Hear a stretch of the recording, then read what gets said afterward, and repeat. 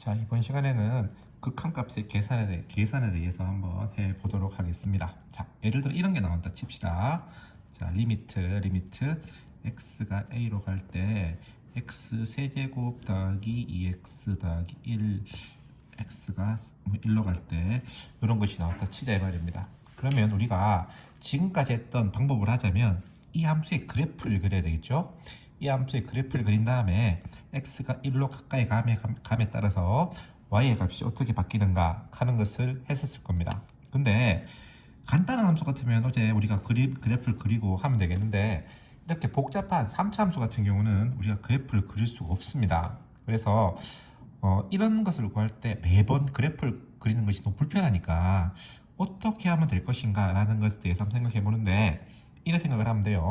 자, 우리가 얘랑 얘 각각 즉 x 세제곱하고 x하고 1 이 세 개는 x가 1로 갈 때의 극한값을 구하기가 쉽죠. 그래프를 그리기가 쉽다 이 말입니다. 그래서 수학을 하는 사람들이 기본적으로 하는 것은요, 새로운 것을 만드는 것이 아니고 우리가 기존 알고 있는 아주 간단한 것으로부터 생각을 하는 거예요. 자, 그러면 리미트 x가 1로 갈 때 x 세제곱, 리미트 x가 1로 갈 때 x, 리미트 x가 1로 갈 때 1, 요거 세 개를 구해보면 우선 얘는 너무나 쉽게 1이라는 걸 알 수 있을 것이고요. 그래프 그려보면 얘도 1이라는 걸 알 수 있겠죠. 자, 다음 쌤 얘는 기억이 안 나는데요 라고 할 수도 있어요. 그렇죠? 뭐 근데 관계는 없어요. 그거는 어쨌든. 자, 이따 보자 이 말이죠. 자, 그럼 우리가 기본적으로 x제곱은 x 곱하기 x니까 리미트 x가 1로 했는 것도 마치 1 곱하기 1 하면 되지 않을까라는 합리적인 추측을 해볼 수가 있을 겁니다. 습관적으로 다 일할 수 있겠죠. 근데 역시나 이것이 된다 이 말이에요. 수학이라 하는 거는 특별하게 뭐 여러분들 괴롭히려는 것이 아니고 기본적으로 상식에서 되는 것들을 다 하면 된다는 거예요. 그래서 그 말이 교과서에 지금 이렇게 나와 있어요. 우리 교과서 보면은 그래서 각각이 있으면 a로 갈 때 fx랑 gx가 있으면 두 개 더했는 것의 극한은 각각을 더하면 된다. 뺏는 것도 빼면 되고 곱했는 것도 곱하면 되고 나누면 된다는 거예요. 그래서 우리가 리미트 x가 1로 갈 때 x 세제곱 더하기 2x 더하기 1의 극한을 구하시려 그러면 리미트 x가 1로 갈 때 x의 세제곱 더하기 2배의 리미트 x가 1로 갈 때 x 더하기 리미트 x가 1로 갈 때 1로 이렇게 쓰면 된다는 거예요. 편의상. 그러면 요거는 우리가 아까 얼마나 하는 거 알고 있어요? 1이라는 거 알고 있고 1이라는 거 알고 있고 x 세제곱은 요거의 세제곱이니까 어떻게 되겠습니까? 1의 세제곱이 돼서 1 더하기 2 더하기 1에서 얼마가 된다? 4가 된다. 이렇게 그래프를 그리지 않더라도 계산을 통해서 할 수 있는 겁니다. 자, 근데 지금 우리가 수투에서는 다항함수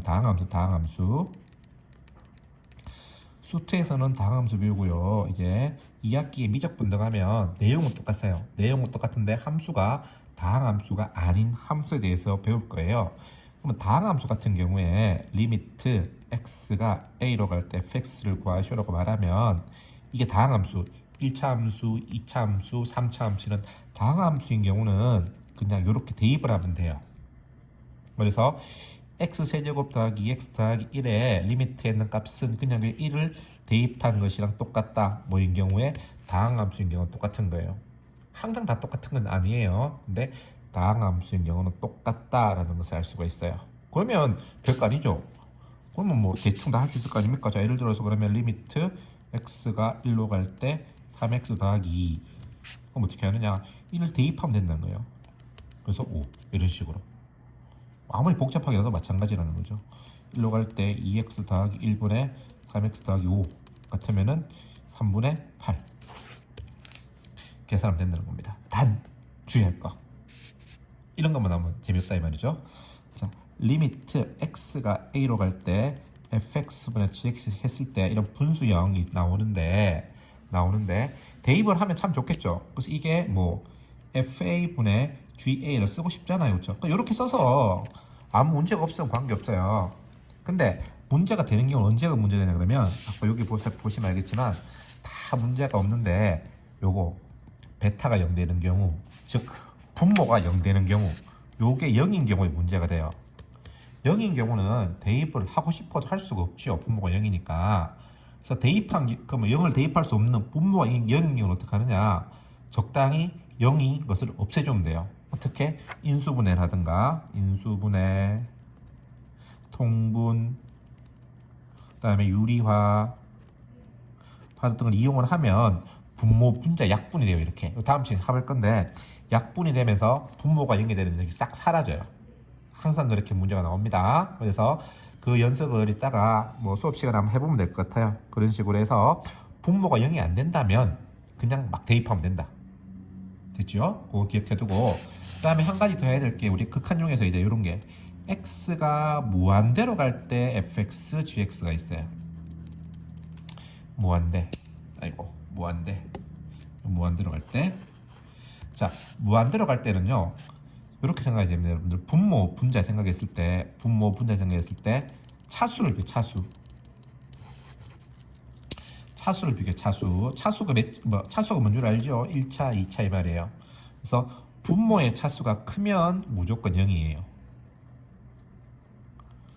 분모의 차수가 크면은 극한값, 이 값이 0이야. 극한값이 0이라고요. 그 다음에 분자의 차수가 크면 걔는 부호에 따라서 무한대가 될 수도 있고 마이너스 무한대가 될 수도 있어요. 플러스면 무한대, 마이너스면 마이너스 무한대가 될 겁니다. 그러면 분모랑 분자가 똑같은 경우 어떻게 되느냐? 분모랑 분자가 똑같은 경우는 최고차항의 개수,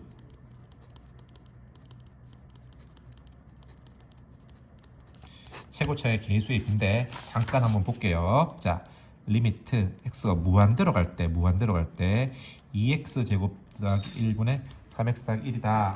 이러면 얘는 지금 분모가 2차, 분자가 1차잖아요. 그럼 분모가 크죠. 분모가 크면 무조건 0.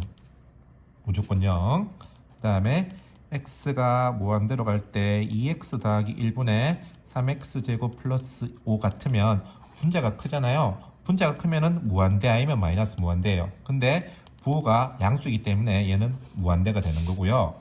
만약에 분자 분모가 똑같다.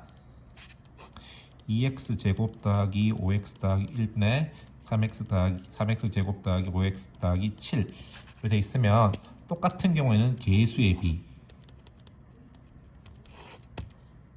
2분의 3이 답이 된다 라는 거고요. 마지막으로 하나 더 할게요. 만약 이게 x가 마이너스 무한대로라는 표현이 있으면 마이너스 x를 t로 치환을 해서요, 무한대로 바꾸어서 풀어주면 되겠습니다. 이런 것들은 이제 수업 시간에 문제 풀면서 한번 다시 체크해 보도록 할게요.